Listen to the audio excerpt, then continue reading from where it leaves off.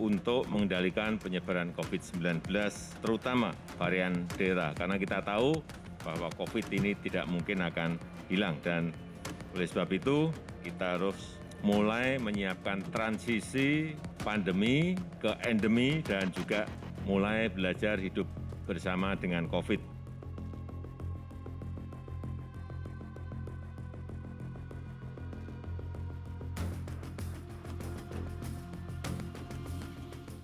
Didukung oleh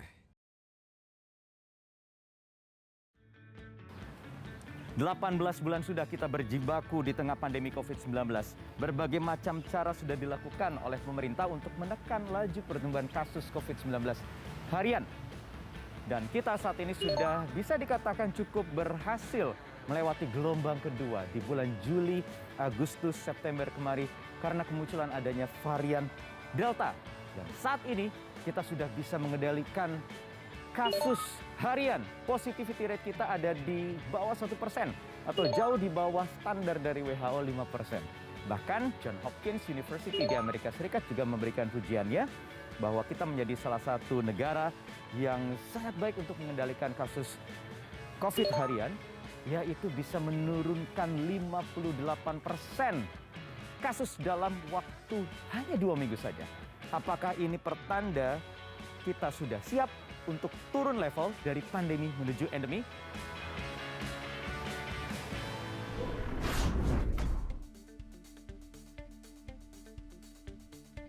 Wabah COVID-19 di tanah air dilaporkan terus menurun. Hal ini memunculkan isu kesiapan Indonesia menghadapi COVID-19 yang status awalnya pandemi menjadi endemi. Apa itu endemi? Apa perbedaannya dengan pandemi?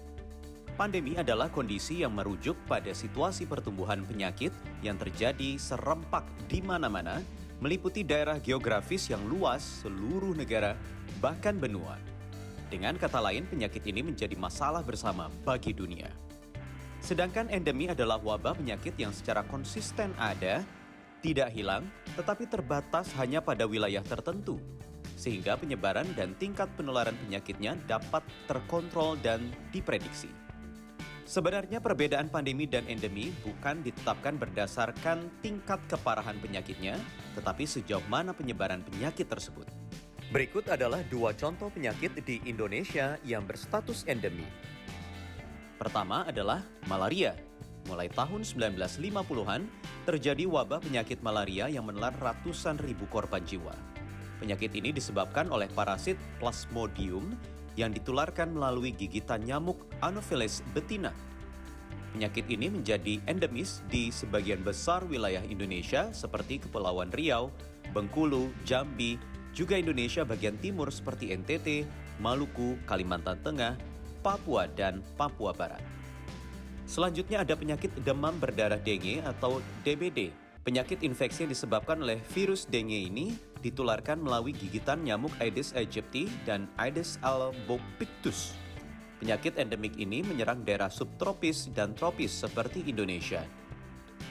Kasus DBD pertama di Indonesia ditemukan pada tahun 1968 di kota Surabaya, Jawa Timur, di mana ada 58 orang yang terinfeksi dan 24 orang meninggal dunia. Nah, ini hasil kerja keras kita semua, pemerintah dan juga kita sebagai masyarakat untuk bisa menekan laju pertumbuhan kasus COVID-19 yang saat ini terus atau semakin terkendali walaupun instrumen protokol kesehatan yang namanya PPKM itu tetap diperpanjang. Tetapi ini tanda-tanda yang tentunya sangat bagus, sangat baik, yang artinya memang kita on the track untuk bisa segera menuju endemi. Namun benarkah demikian? Paling tidak ada 89% dari 119 ilmuwan dan juga ahli virus yang menyatakan dari 23 negara bahwa pandemi itu akan bergeser menjadi endemi. Artinya COVID-19 itu tidak akan benar-benar hilang. Dan kita sebagai negara dengan populasi terbesar keempat di dunia punya peranan yang sangat penting untuk bisa menekan laju pertumbuhan kasus secara global di dunia. Nah, saya ingin tanyakan kepada juru bicara COVID-19 nasional, Prof. Wiku Adhisa Smito, untuk bertanya seperti apa sih keyakinan pemerintah kita bisa segera turun dari pandemi ke endemi. Yuk.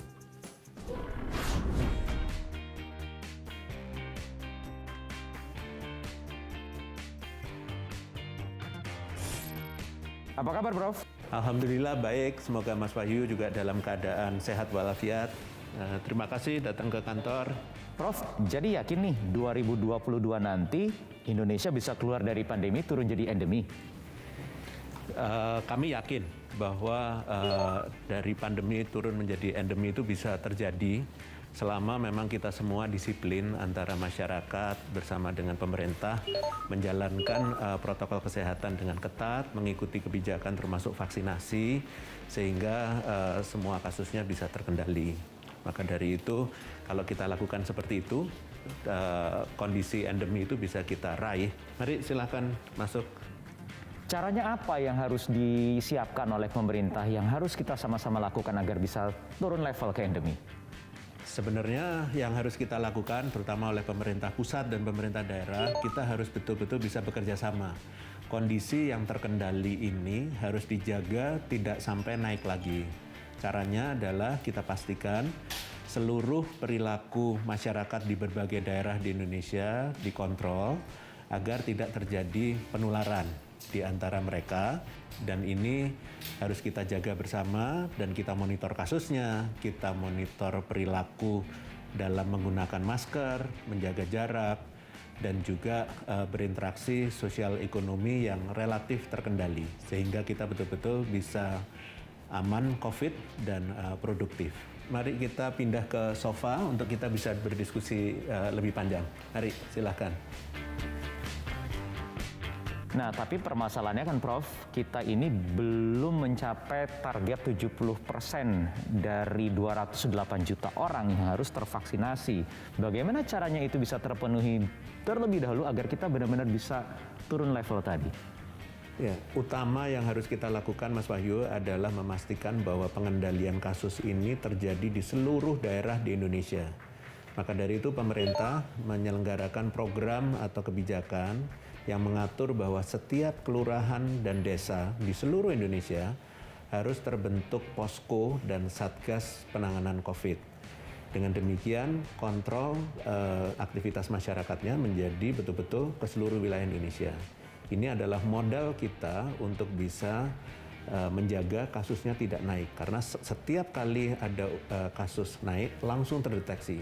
Jadi itu adalah modal kita menghadapi pandemi, dan harusnya dengan kasusnya yang mulai rendah seperti sekarang, itu adalah awal untuk berjalan ke arah endemi dan moga-moga tidak naik lagi karena monitoringnya betul-betul ketat. Baik, Prof Wiku, terima kasih Prof waktunya ya. Sampai ketemu Prof Wiku. Ya baik, terima kasih Mas Wahyu, terima kasih atas kedatangannya, semoga kita bisa berjumpa lagi. Terima kasih.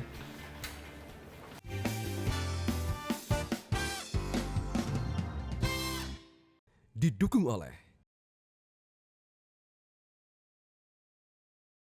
Welcome to 15 Minutes Podcast, supaya beda suasananya ya. Oke, jadi kita kembali bicara soal pandemi COVID-19, bagaimana pengendaliannya. Salah satunya adalah yang paling krusial, bagaimana program vaksinasi nasional ini bisa tercapai target-target yang sudah dipasang oleh pemerintah. Kalau kita lihat, saat ini adalah target 70% untuk tercapai di akhir tahun 2021 ini masih dalam on progress walaupun on the right track. Kalau dilihat datanya misalnya, Untuk dosis pertama sudah mencapai 54%, kemudian untuk dosis kedua sudah ada sekitar 32%. artinya memang ini sudah berjalan dengan baik walaupun memang ada upaya-upaya yang harus ditingkatkan. Misalnya target Presiden 2 juta dosis vaksin per hari sudah tercapai, tetapi perlu ditingkatkan konsistensinya agar target 70% dari total 208 juta warga negara Indonesia harus tervaksinasi di akhir tahun ini bisa segera tercapai. Apakah memang itu possible, reliable akan dilakukan? Saya akan bahas hal ini bersama epidemiolog Iwan Aryawan. Pak Iwan sudah bergabung di depan saya. Ya. Pak Iwan, bagaimana Pak melihat progres program vaksinasi nasional sampai hari ini? Ya saya senang sih melihat progresnya ya, karena progresnya tuh cepat. Jadi sekarang kita tahu minggu terakhir ini sudah 2 juta suntikan per hari. Iya. Jadi saya sih optimis bahwa target pemerintah yang 70% dosis pertama di akhir tahun ini akan tercapai. Pak Iwan, kita kan tentu harus belajar dari Singapura. Apa yang Betul. terjadi 1-2 bulan terakhir ini ketika capaian vaksinasi nasional mereka sebenarnya sudah mendekati 70-80% kalau tidak Betul. salah. Tetapi meledak juga kasus. Betul. Hanya karena masalah sepele, Iya. ada sekelompok orang yang tidak mematuhi protokol kesehatan, tidak menjalankan fungsi peduli lindungi mereka ya. Iya, betul. Mereka kan juga ada seperti itu. Kemudian di tempat karaoke terjadi penularan sehingga kesulitan untuk di tracing dan akhirnya menyebar luas sehingga meledak kasus. Iya. Apa yang bisa kita ambil hikmahnya dari sana? Jadi gini, untuk tempat umum sebetulnya kan kita sudah coba jaga dengan peduli lindungi kan. Tapi kan ini efektivitas pelaksanaannya Nah, ya itu sangat dia. tergantung dilaksanakan konsisten atau Nah, tidak kan. Iya. Ya kan Iya, kalau di iya. pintu masuk di scan. Iya. Yang jaga di pintu masuk satpamnya benar-benar lihat apa enggak Nah. gitu kan. Ya kalau Cuma sekilas saja kalau sepersekian sekilas detik. saja ya Kalau ya sepengalaman percuma. saya begitu ya Pak Iya, Iwan. itu yang harus dijaga karena gini. Waktu awal biasanya peduli lindungi gitu ya, ada aplikasi baru, ada cara baru, itu masih nurut. Benar kan? Ya, tapi lama-lama kan mungkin orang bosan gitu ya, yang jaga di depan bosan gitu seperti itu aja. Nah, ini harus dijaga supaya konsisten gitu, supaya ini tetap dilakukan. Nah, Iya. itu perlu ada pengawasan juga. Oke. Lagi-lagi kita harus bersiap menghadapi kemungkinan terburuk sambil mempersiapkan transisi. Ini kan Betul. wacana-wacana yang sudah Ya. dinarasikan oleh pemerintah pasca Covid, Betul. pasca pandemi, dari pandemi ke endemi. Betul. Seberapa dekat atau seberapa jauh sebenarnya kita ke endemi? Nah, jadi gini. Jadi betul kita dari para ahli juga mengatakan bahwa ini COVID ini nggak akan habis ya. Jadi kita jangan berharap bahwa COVID ini hilang dari dunia, enggak lah. Itu akan tetap ada bersama dengan kita. Tapi bukan berarti kita tidak bisa mengalahkan dia. Kita Ya. bisa mengalahkan dia dengan cara dia ada, penularan ada, tapi kecil, angkanya kecil dan segitu aja gitu kan. Ya sehingga Dan tekanan ke rumah sakitnya juga rendah. iya, dan tekanan ke rumah sakit rendah dan yang meninggal minim atau tidak ada gitu kan. Nah, Lagi-lagi karena vaksin juga. karena vaksin, karena perilaku kita Karena dan perilaku. karena tes dan tracing. Oke. Selalu untuk penyakit menular Baik. 3 itu kuncinya gitu. Pak Iwan, tapi ada pertanyaan juga. Betul. Mungkin tidak kalau statusnya sudah endemi, kemudian naik lagi. Ada gelombang-gelombang baru lagi, jadi pandemi lagi. Itu mungkin saja ya. Nah, justru itu yang kita harus cegah supaya tidak terjadi. Dan kita harus ingat bahwa bukan hanya COVID ya, kita bisa ada pandemi penyakit menular yang lain. Ya. Nah, jadi kita harus selalu siap. Nah, itu pentingnya sistem surveillance kita gitu, sistem kewaspadaan dini kita, supaya kita tahu kalau ada penyakit entah COVID-nya naik lagi atau penyakit yang lain naik lagi, itu kita segera bereaksi cepat gitu ya. Ya, itu Nah, protokolnya dari pemerintah, dari Betul. seluruh stakeholder, tetapi kitanya juga harus menjaga perilaku kita juga untuk Betul. patuh taat protokol kesehatan. Satu lagi sebenarnya ada Pak Iwan, vaksin deh. Nggak usah pilih-pilih Iya, vaksin, nggak usah tunggu betul. vaksin A, vaksin B, vaksin C, bagaimana ya? Iya, Ini betul. menyadarkan sekali lagi ini hal ini. Betul, jadi gini loh, vaksin yang beredar di Indonesia itu kan sudah melalui review dari para ahli di internasional maupun ahli di Indonesia. Ya. Kemudian itu juga sudah melalui kajian dari Badan POM. Mereka kan ahli-ahli tentang obat dan vaksin. Ya. Nah, jadi vaksin yang dipakai di Indonesia itu sudah terbukti efektif, sudah terbukti aman gitu ya. Dan sebenarnya Sinovac yang dulu Heeh. dia kan dipandang sebelah mata oleh banyak orang, ternyata bisa melindungi kita juga. Kita bisa keluar begitu cepat dari gelombang kedua kemarin.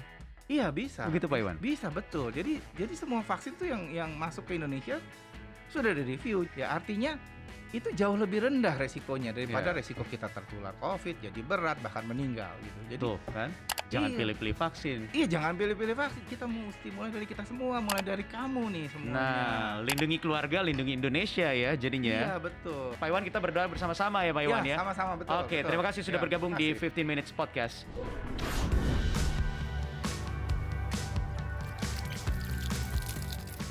Tidak ada pilihan lain untuk kita semua agar bisa keluar dari pandemi ini dan turun level ke endemi. Selain terus mematuhi protokol kesehatan yang harusnya sudah semakin terbiasa kita lakukan selama 18 bulan ini. Jadi tidak ada toleransi terus ingatkan keluarga, terus ingatkan teman-teman siapapun yang ada di sekitar Anda untuk mematuhi prokes dengan baik dan benar. Jadi, ayo pakai masker, ayo vaksin. Bye-bye. Metro TV